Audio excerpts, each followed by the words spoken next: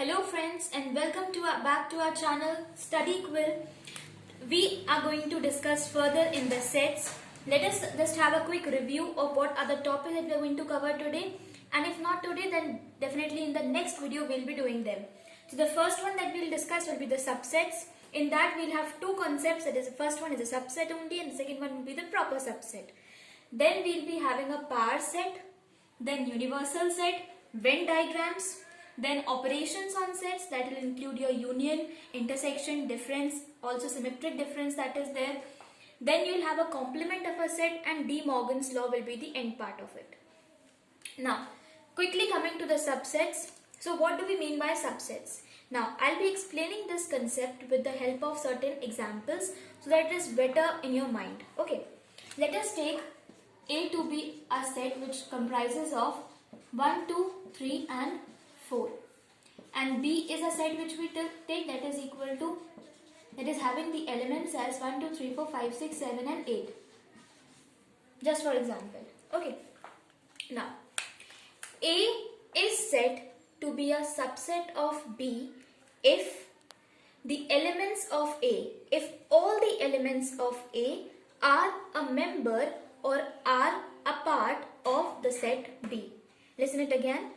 A is said to be a subset of set B if all the elements of A are a member of set B.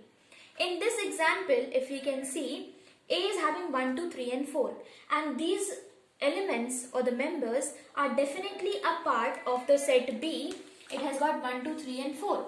So they are a member. That means A can be said to be a subset of B. How to represent it? A is a subset of B. This is how we denote it. A is a subset. This is a symbol for denoting a subset.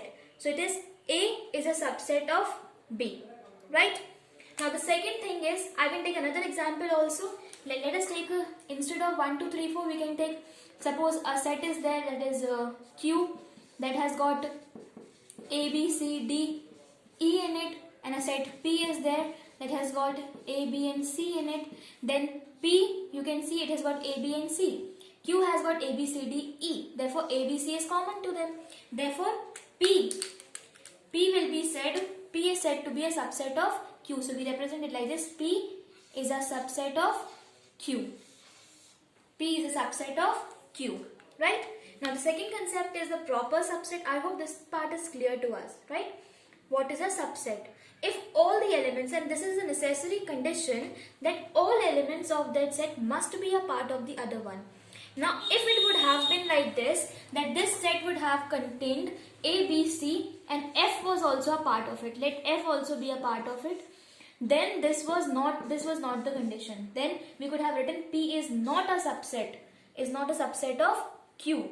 That means it has not got, like, because F is there which is not a part of the Q set. Okay. Now another one is a proper subset. Now proper subset is it is a part of the subset only, as you can say. Now this condition is when we say like these are there. Now if A and B, both these sets A and B are not equal to each other, then it is a proper subset. If they are equal somehow, then it is said to be a subset. If A and B are not equal to each other, then it is said to be a proper subset. That means in this case, A is also a proper subset of B because these both sets are not equal. Okay. So the symbol that we use for a proper subset is simply like this, because they are not equal. That is why we are not using this line. Earlier, if you see, then we were using this line for a subset. Right? But if they are not if they are not equal, that means these two are said to be, A is said to be a proper subset of B because all the elements of A and B are not equal to each other. B has got elements which are more, therefore A is a proper subset of B. If I would have got an example like A was having A, B, C and D, and B was having elements as C, D, A and B, then since both of them are equal, therefore A is a subset of B. A is a subset of B since because A is equal to B. But A is not a proper subset of B. A is not a proper subset. Please see to it. A is not a proper subset of B because these elements are equal, and for a set to be a proper subset, the condition is that A and B should not be equal to each other. Is it clear? Now, after this we have the power set. Let us see what do we mean by a power set.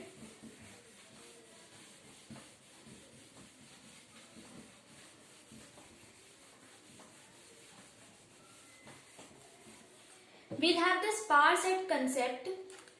If I just write here, A is there, that has got A, B, C and D. Another one is there. Let us take this only. Now, before dealing with the power set, let us know one thing, that if a set is there, A, B, C and D, it is there, A set, then how many subsets could be formed out of it?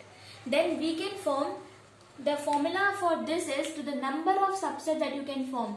Number of subsets that could be formed of a given set will be equal to 2 raised to the power n, where this 2 raised to the power n, where this n represents the number of elements which were there in a given set.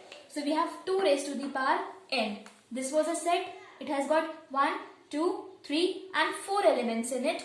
So the number of subsets that you will get will be 2 raised to the power 4, and that you have as 16.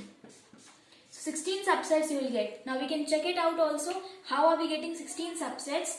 So let us write it down here. A, B, C and D. Please remember one thing, that the entire set is always a subset of itself, because right now only we have discussed that if both are equal, then they are said to be a subset. So A will be a subset of itself, and a null set, which we have discussed earlier, that what do we mean by null set, which has got no elements in it. Null set, or it is also known as an empty set, that will be a subset of all the sets. So how many subsets can you form of it? We can have, like, you can have a null set here, right? Then you can have simple individual elements A, B, C, D, right? Then after this you can have a combination of them, like A, B I can even have B, C, then C, D. After this I can have, separate them with the help of commas, C, D, then I can have A, D. Then I can also have AC over here. Then I can even have BC, we already have done, right? AD we have taken. Now let us take the 3 pairs, that is ABC, then BCD, also ACD you can have.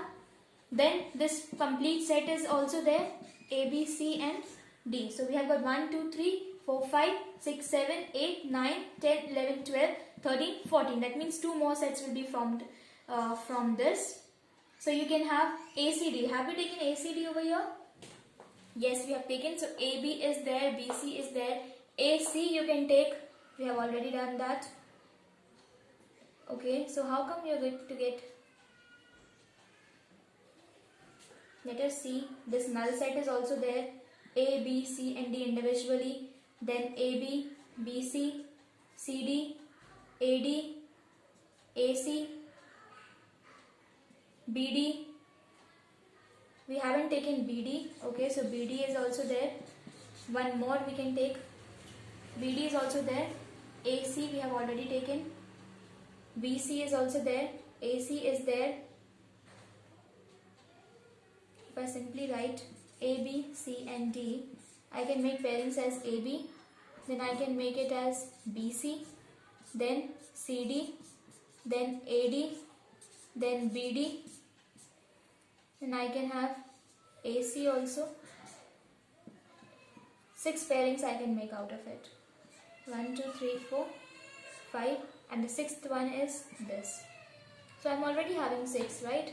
Then from here you can have ABC, BCD, ABC, then BCD, then ACD, then ABD.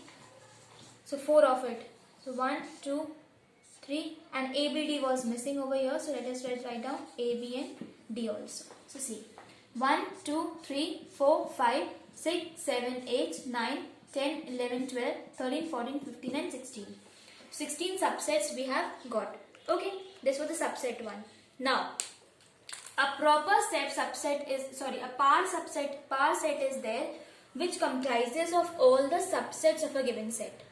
If I make a set of all these elements, that means if I just enclose them within these curly braces, then this is going to be a par set, because it is comprising of all the subsets of a given set. That is a very it is an easy concept.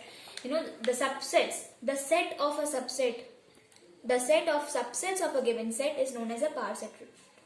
Listen it once again. The set of subsets of a given set is known as a par set. Right? So we have done this one out subsets also and par set also. Now we come to the concept of universal set. Okay, now let us see the universal set. That what do we mean by a universal set?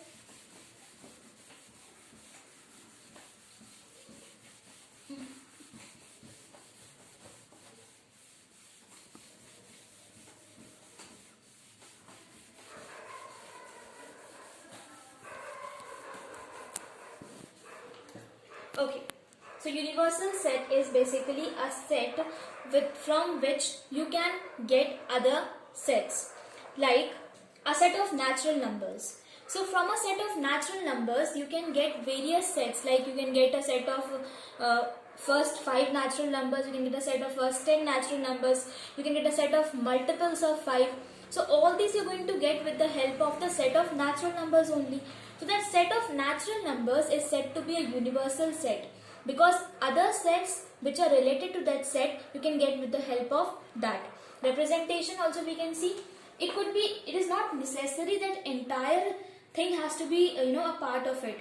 You can take, like, if suppose the representation is like u, you represent it with the help of u, and that is equal to, like, suppose universal set we consider to be up till 10. Then A, B, C, all these will be having elements which will be included, which will be taken from the set, from this particular set only. Then this set is said to be a universal set, because all other sets are going to get with the help of this set. That is a universal set. Okay, that was the universal set we have seen. Now, after the universal set, we have the Venn diagrams. So Venn diagrams is basically the representation of these sets with the help on a pictorial method. By using a pictorial method to represent these sets, also the universal set and other sets, that is known as a Venn diagrams, and we represent it like that. We, like, see, if you can see, like, generally we use this sort of a thing. So a rectangle is used, that is used to represent the universal set. This is there, and all other sets which will be there, like if I have got 2 sets, this is A set and this is B set. This is a Venn diagram representation. I'll write the elements of A over here, elements of B over here, and all the elements which are going to be common between them. The common elements which are there, like in this, if you see this one example only, 2 is a common thing. Can we see? In A and B, 2 is common. Therefore, 2 will be written over here. And the elements, rest elements, the left out elements of A are 1 and 3. We'll write them here. And for the B one, we have 4, 6 and 8 as a rest elements, the left out elements. And now the elements which are left out, which are not included in either A or B will be written outside these circles. So I have got 1, 2, 3, 4. So 5 is left out here, 6, 7 is there, 8 and 9 and 10. So these 4 will be written over here, and this is how I represent with the help of a Venn diagram.